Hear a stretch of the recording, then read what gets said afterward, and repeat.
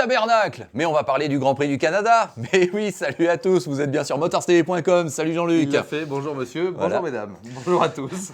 Allez, on se retrouve comme chaque lundi suivant un Grand Prix de Formule 1. Mais évidemment, vous pouvez venir voir cette émission à tout moment sur notre site internet, motorstv.com, bien sûr.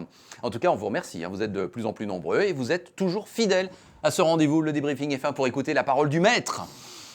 Bon, alors je sais que dans ce cas-là, je te dis toujours la même chose. Tu as quelque chose à me demander, mon petit LFB? Mais non, je suis sûr que tu as des questions à me poser. Oui, voilà, c'est ça. Moi, je fais mon travail consciencieusement et je vais te poser des questions. Il en faut quelques-uns, tu en fais partie. C'est bien, continuez mon vieux, ça me fait plaisir. Tu as donc commenté pour RMC le Grand Prix du Canada. Tu vas nous en parler sur motorstv.com. Yes. Une victoire relativement sans problème, magistrale, nette, claire, précise de Sébastien Vettel.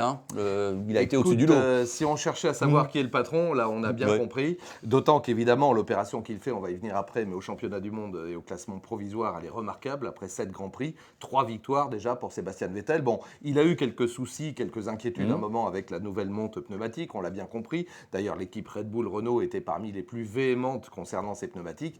Je crois que comme toujours, ceux qui gagnent sont contents avec le matériel.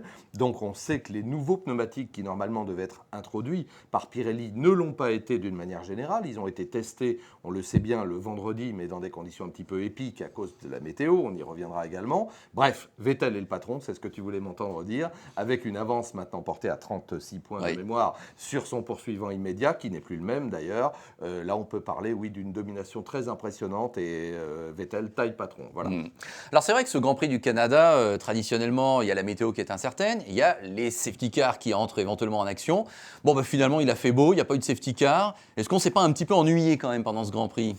Alors écoute, je sais qu'il y a toujours deux visions. Honnêtement, moi, le commentant, le vivant comme on le vit, c'est-à-dire vraiment, c'est même pas tour par tour, c'est vraiment avec les écarts, avec sur le live timing, etc. Non, moi, je ne me suis pas ennuyé, moi. Maintenant, je peux comprendre que quand le premier reste premier et gagne la course, sans véritablement de suspense, à aucun moment on se dise, bon, c'est un peu ennuyeux. En revanche, et on va y venir, le deuxième n'est pas le deuxième, puisqu'Hamilton a connu des problèmes. Le troisième n'est pas le troisième. Et puis, on a quand même eu la belle histoire Valtteri Bottas, qui est descendu assez rapidement, mais qui s'est battu. Et puis, Jean-Éric Vergne, on va y venir. Donc, on a des motifs de satisfaction, de motivation. On a eu même quelques bagarres sur la piste. Donc, moi, je ne me suis pas ennuyé. Bon, voilà. Tu viens de donner pratiquement le sommaire des questions qui vont suivre. Vettel, il y a eu 2 alertes pendant le Grand Prix. J'ai bien vu. Il va lécher le mur. Oui. Et il se fait une sorte de tout droit là après le premier virage. Absolument, c'est l'illustration de ce que je disais, c'est-à-dire qu'on dit toujours les gens heureux n'ont pas d'histoire et le vainqueur n'a pas d'histoire, et si, justement, il en a eu, tu as raison, et à quelques millimètres près, parce que là pour le coup, les fameux murs du Canada, ils ont laissé des traces, ou plus exactement, ils ont subi des traces de la part des pilotes, bon là c'est passé, mais ça aurait pu ne pas passer. Ça veut dire que Vettel n'a pas triché, ne s'est pas économisé, c'est un Grand Prix d'attaque pour lui aussi, d'ailleurs. Sa joie n'était pas feinte. Moi, la question qu'on me pose souvent aussi, c'est « Mais alors, on en est à 29 victoires, etc. Est-ce que maintenant, il fait semblant d'être content ?» Non, il ne fait pas semblant d'être content. Je crois qu'un pilote, à l'âge qu'il a encore et en route, peut-être, on est obligé de commencer à en parler vers un nouveau titre de champion du monde, reste...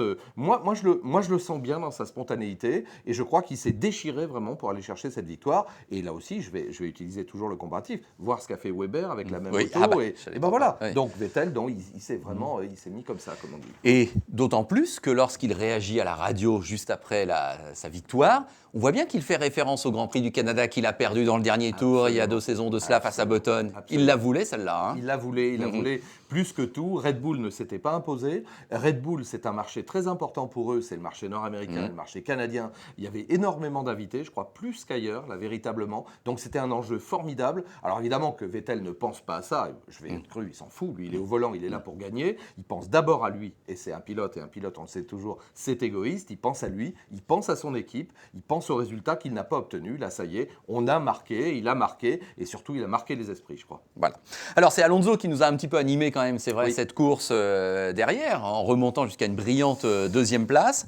Hamilton était pas loin aussi derrière, ça, ils nous ont un peu animé ça, mais bon, Alonso, bravo, 2e, il a fait le boulot, mais il pouvait peut-être pas faire mieux. Écoute, moi il m'a réjoui, mais comme souvent, Alonso, parce que c'est vraiment un personnage en course solide. C'est d'abord un double champion du monde. On lui souhaite un jour un triple champion du monde. Il est chez Ferrari. C'est un personnage qui a bien évolué maintenant, qui est à maturité, qui ne cède rien en course, qui est un combattant farouche. Et là, on a bien compris dès les premiers tours qu'il avait du potentiel et qu'il était capable justement d'aller chercher à minima les Mercedes qui étaient devant lui, parce que je rappelle, il part 6e, devancé Eh par oui. Weber, donc c'est pas mal du tout. Une bonne stratégie, on va dire la stratégie évidente, arrêt au 14e tour, arrêt au 47e tour, départ en super soft, là aussi on peut en dire un mot, puisque même avec une stratégie ouverte comme celle-là, où compte tenu de la pluie des essais, on avait le droit de choisir ce qu'on voulait, et ça c'est important à souligner, eh bien les 10 premiers, c'est-à-dire ceux qui sont normalement obligés d'utiliser les super soft, ont choisi les super soft. Donc voilà, Alonso, très bon boulot. Bon, alors maintenant, évidemment, il termine à 14 secondes. Oui. Et encore, parce que Vettel a géré, c'est vrai que c'est quand même un gouffre, pour être clair. Il en manque pour le moment pour qu'Alonso soit encore en posture d'être un véritable prétendant au titre de champion du monde, même s'il accédait à la 2e place.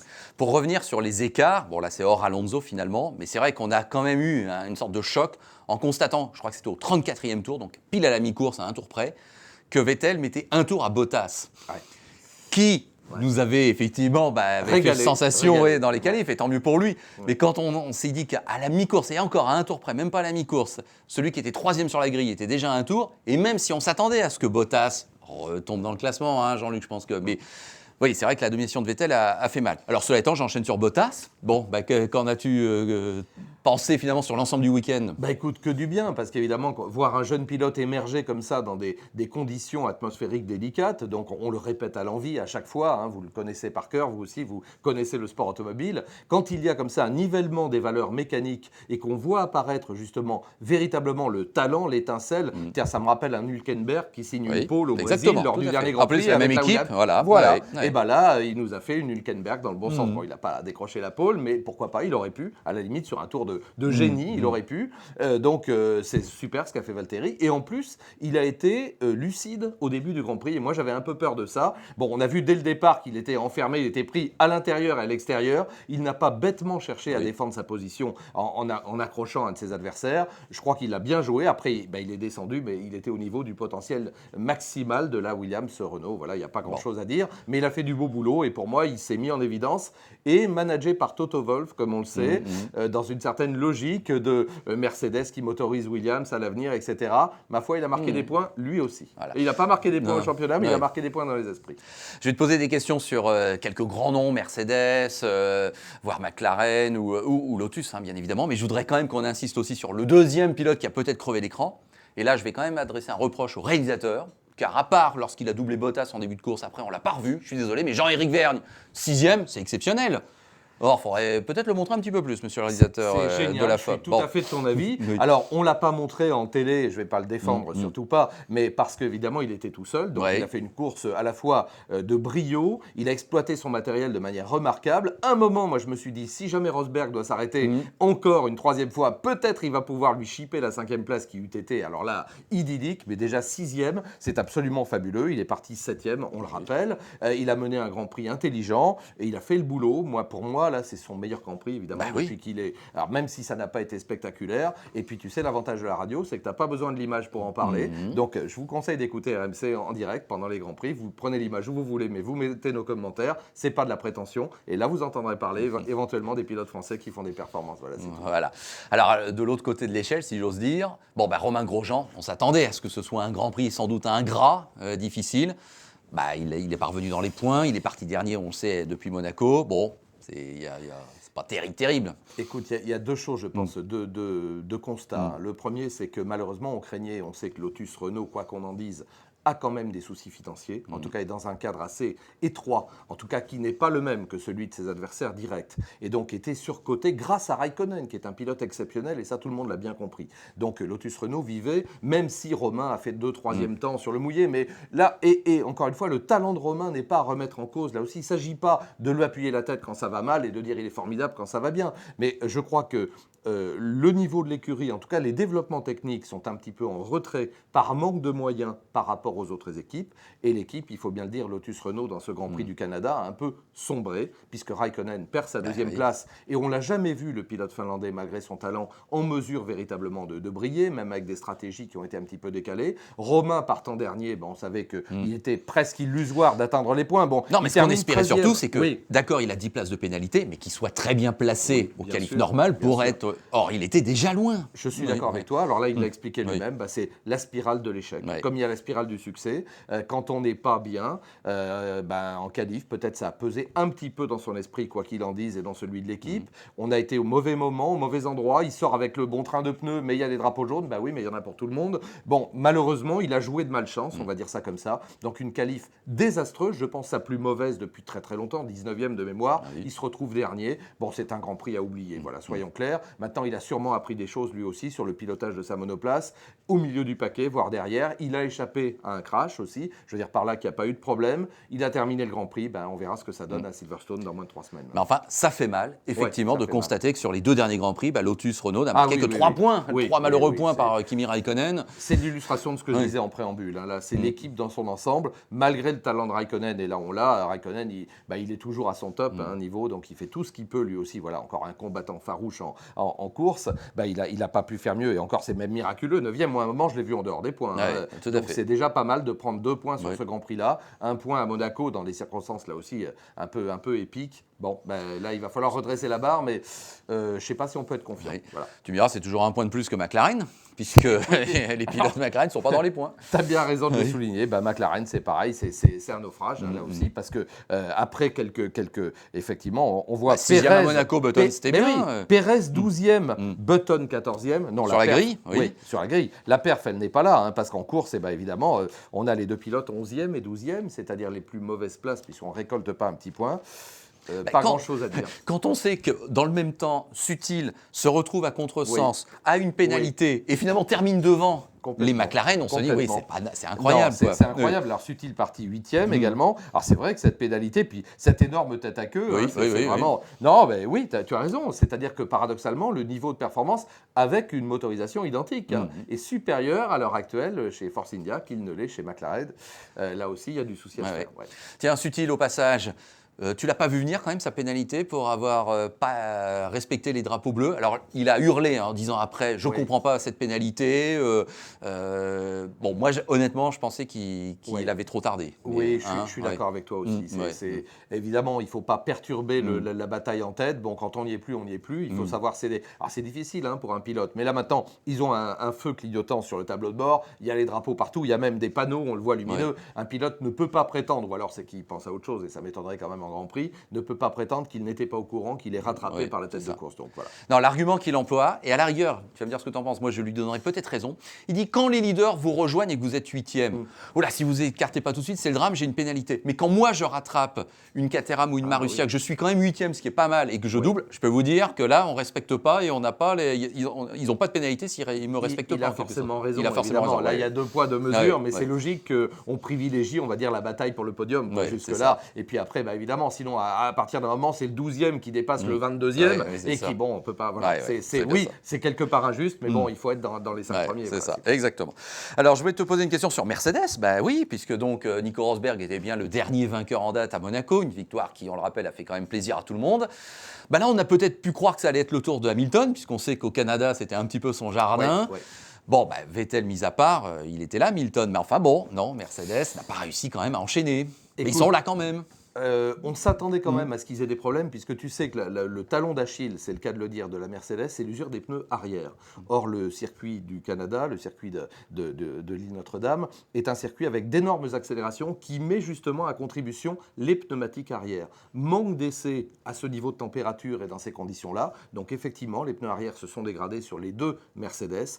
Plus sur celle de Rosberg que sur celle d'Hamilton. Hamilton a fait ce qu'il a pu pour essayer de gérer une place sur le podium. Il l'a géré, il termine 3e, mais il n'a rien pu faire contre le rush d'Alonso, qui était mieux pourvu, certainement en pneumatique, à des moments critiques. Il y a toujours ce talon d'Achille, pour être clair. Il est moins criant qu'en début de saison. Puis on rappelle quand même que les Mercedes avaient enchaîné 4 pole positions, une pour Hamilton, 3 pour Rosberg, avant d'avoir celle de Vettel, justement, au Canada.